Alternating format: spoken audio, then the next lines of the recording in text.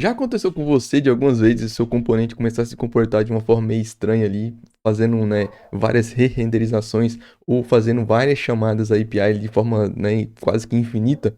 Bom, provavelmente isso aconteceu por conta dos side effects, tá? E é sobre isso que a gente vai falar nesse vídeo, tá? Então, hoje a gente vai entender de uma vez por todas o que que são esses side effects, tá? Por que que o React ele se importa tanto com isso e como que a gente consegue domar esses side effects com o hook use effect, tá? Então a gente vai entender tudo isso na prática, beleza? Bom, antes de continuar, né, deixa eu agradecer a Rocket City pela parceria. Então, lembrando que a gente tem aquele cupom de 10% de desconto. Então, sempre tá aqui no primeiro comentário fixado e na descrição também. Então, dá uma olhadinha lá. Inclusive, eu sou o educador lá agora de Next, né? Então, se você curte os vídeos aqui do canal, é mais uma forma de você estar ajudando aqui também, beleza? Então, vamos lá. Bom, primeiro, né, a gente precisa entender o que que é um side effect, né? O que que é um efeito colateral. Bom, antes da gente entender o que é um efeito colateral, é importante a gente entender o que é o oposto, que seria uma função pura. O que é uma função pura? Bom, eu tenho um exemplo aqui já, rapidinho. Sei que você vai falar no comentário, mas é uma função muito simples. Sim, mas para entender o conceito, ela é perfeita, tá? Por quê? Uma função pura, ela basicamente ela tem duas características, tá? Primeiro, ela tem que ser determinística. Para o mesmo conjunto de inputs, para os mesmos inputs que eu passar para ela, ela sempre vai retornar o mesmo output. Então aqui, se eu passar para ela 1 e 3, eu posso executar isso aqui inúmeras vezes, sempre vai me retornar 4, certo? Sempre. Segundo ponto, para uma função ela ser considerada, né, uma função pura, ela não tem que ter, né, sem efeitos observáveis. O que isso quer dizer? Ela não mexe em nada fora dela, tá? Então ela não altera variáveis globais, ela não chama um API, ela não muda o DOM, nada disso. É o que exatamente o que a gente tem aqui, certo? Então, dados os mesmos inputs, ela sempre vai computar o mesmo output e ela não mexe em nada do escopo externo. Nada, não tem um acesso à variável global, não tem nada aqui. Beleza? Então, isso são as duas características, né, de uma função pura. Já um side effect, ele é exatamente o oposto, tá? Então é qualquer coisa que quebra essas duas regras. Beleza? Então, basicamente é quando a sua função ela precisa interagir ali com o mundo exterior. O que é o mundo exterior? Qualquer coisa que está fora do escopo dela. Bom, exemplos clássicos, né, de side effects. Aí a gente já vai para o nosso primeiro exemplo, tá? Então, exemplos clássicos, fetch, tá? Provavelmente quando eu falei de side effects, o primeiro que veio na sua cabeça foi justamente o fetch, tá? Então, para buscar alguns dados no API, um set timeout, um set interval, manipular o DOM diretamente, como por exemplo um document.title, a gente vai ver esse exemplo daqui a pouco também. Adicional event listeners, então tudo isso são side effects, tá? E aí que vem um ponto crucial, né? A surpresa do React. A fase de renderização do React de um componente, ela deve ser pura, tá? Aí que entra aquela conversa que a gente já vai tendo aqui no canal já há alguns vídeos, né? Inclusive eu recomendo os últimos vídeos aqui para você entender um pouco mais de como que essa renderização do React funciona. São basicamente 4 etapas. A gente simplifica para 3, mas por baixo dos panos são 4, né? Que é o trigger, o schedule, a renderização de fato, tá? E o commit, tá? Então se você tem dúvidas, dá uma olhadinha nos vídeos aí, eu vou deixar também no card aqui em cima para você dar uma olhada depois. Mas basicamente, a gente precisa entender aqui, para o nosso contexto aqui dos side effects, a gente precisa entender que uma renderização de um componente, ela deve ser pura, tá? O que isso significa? Significa que o único trabalho de um componente durante a parte de renderização é receber as props e o state e cuspir um JSX, tá? Que descreve a UI. Só isso. Então, ele não deve fazer chamadas API, ele não deve alterar o DOM, não deve fazer nada disso. Aí você me pergunta, mas espera, igual nesse caso aqui, mas meu componente ele precisa buscar os dados, né? Como é que eu vou fazer? Tá. Aí que entra, né, o React e ele, né, tem, né, obviamente eles pensaram nisso desde o início, né? Então provavelmente você já utiliza isso aí no seu dia a dia e talvez nem sabia disso, tá? Que é por isso que existe justamente o hook use effect, tá? Por quê? Aí você precisa voltar e entender de novo sobre essa parte de renderização no React, essas fases, né? Os ciclos aqui, né? O ciclo de vida de um componente, né? No React. Por quê?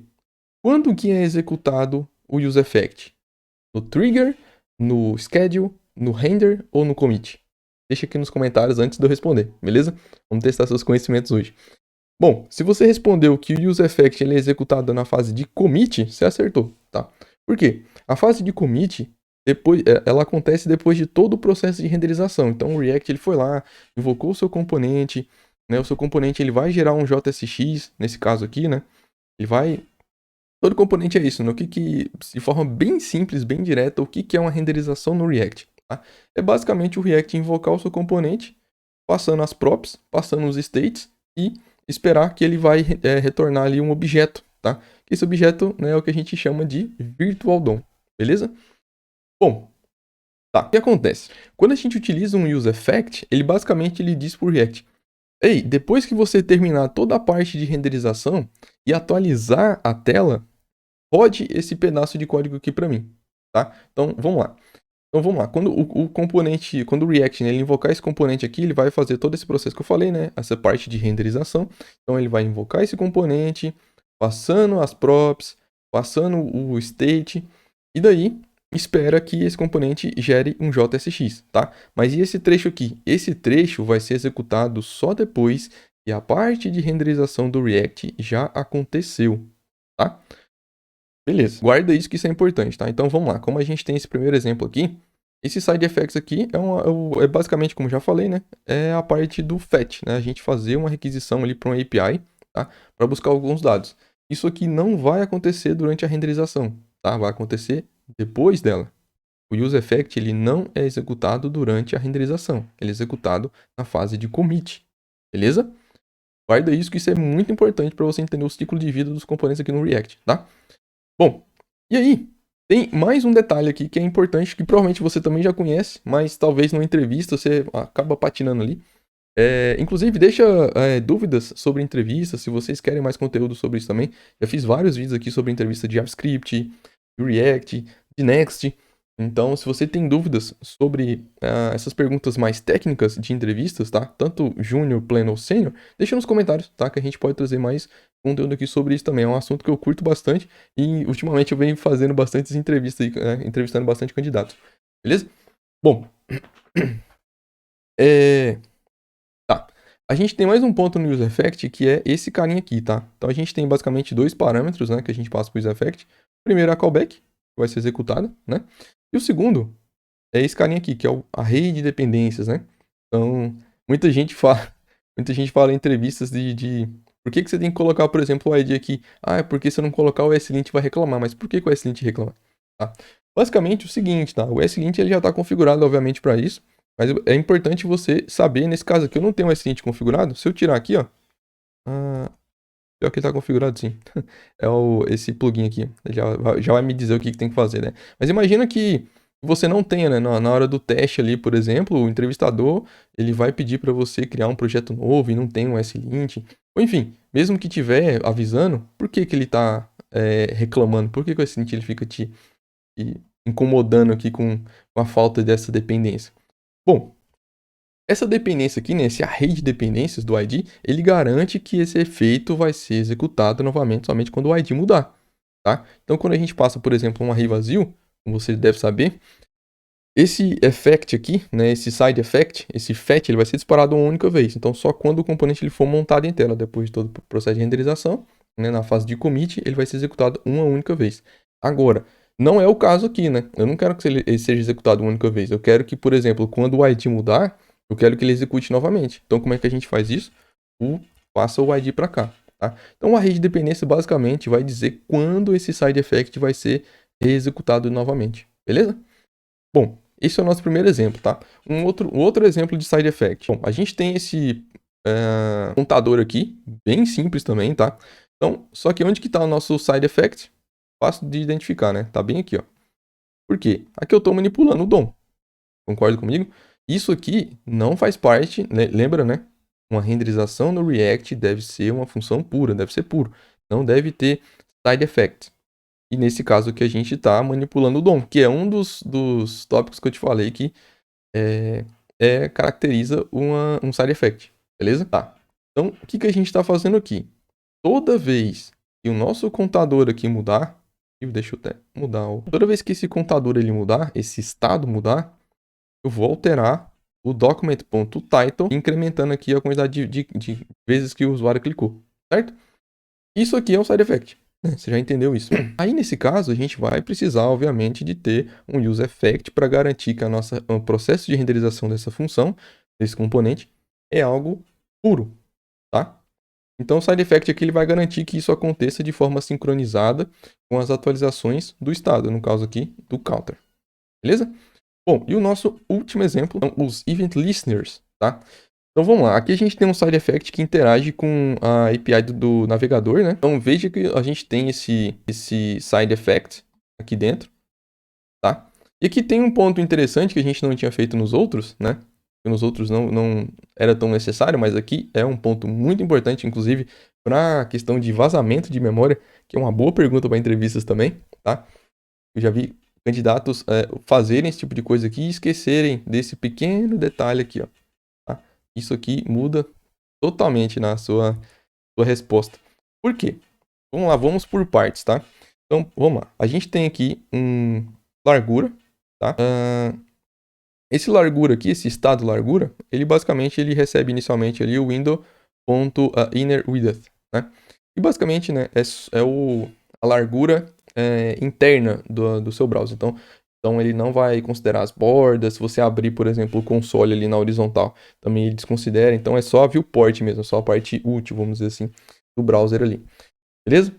Então tá. Então, toda vez que esse evento de resize ele for parado, ou seja, toda vez que o usuário, por exemplo, ele diminuir ou aumentar ali a largura do browser, esse evento vai ser disparado, certo? Esse evento sendo disparado, o que vai acontecer? A gente colocou um Event Listener para ficar ouvindo esse evento. Então, toda vez que esse evento acontecer, eu quero, por exemplo, atualizar essa largura. Então, o meu JSX aqui, ó, ele sempre vai estar mostrando em pixels em tempo real, vamos dizer assim. Então, toda vez que tiver uma alteração, ele vai pegar essa alteração aqui no Event Listener, que é um evento de resize, certo? E aí, ele vai aumentar ou diminuir, né, esse estado aqui de largura. Tá, só que o que acontece? Se a gente não remover esse Event Listener vai ficar lá. E aí a gente vai ter um vazamento de memória, tá? A gente pode ter vários problemas de performance aqui, etc. Por conta de quantidade de Event Listeners, né, que a gente pode ter na nossa página ali. E principalmente esses que foram adicionados, mas eles não foram removidos, tá? Então é justamente por isso que serve essa função de return aqui, a função chamada de cleanup, né, de limpeza dentro do useEffect, e basicamente permite que a gente remova esses efeitos antes do componente ser desmontado ou antes dele ser reexecutado. Então, esse return aqui, ele sempre vai ser executado antes, por exemplo, da função aqui interna, beleza? Inclusive tem um vídeo aqui mostrando exatamente sobre isso, mostrando as diferenças ali entre o useEffect e o useLayoutEffect também. Se eu lembrar também eu vou deixar aqui na descrição para você dar uma olhadinha depois, tá? Então, vamos lá, de forma bem simples, tá? A gente entendeu aqui que o useEffect, ele pode retornar uma função de limpeza, que está aqui, tá? Essa função de limpeza, basicamente, ela é para evitar vazamento de memória, como eu falei, removendo, no caso aqui, o Event Listener, quando o componente, ele morre, tá? Quando ele é desmontado da tela. Tá, então é isso, tá? Então, a regra de ouro aqui é simples, tá? Mantenha a sua lógica, né, de renderização pura, tá? Coloque todas as interações que você tiver ali com o mundo exterior dentro de um useEffect. Lógico, vai ter gente nos comentários falar, mas não é boa prática você utilizar um useEffect para fazer um fetch no API. Sim, hoje em dia a gente tem inúmeras outras formas melhores para fazer isso, tá? Mas aqui é questão de didática, é questão de exemplos. Inclusive, infelizmente, você vai acabar encontrando esse tipo de coisa também em código em produção, tá? Não que seja bom, mas acontece porque isso foi usado muito alguns anos atrás. Bom, entender essa separação não só ela vai te ajudar a resolver bugs que podem acontecer, tá? Mas também te faz pensar na forma que o React ele foi projetado para funcionar corretamente, tá? Então é isso, galera. Se o vídeo te ajudou de alguma forma, deixa o seu like, seu comentário, compartilha, hypa o vídeo aí também para ajudar ele a ter mais alcance e comenta o que você quiser aí, cara. Ajuda demais no engajamento, beleza? Então é isso, galera. Valeu, falou, grande abraço e até a próxima.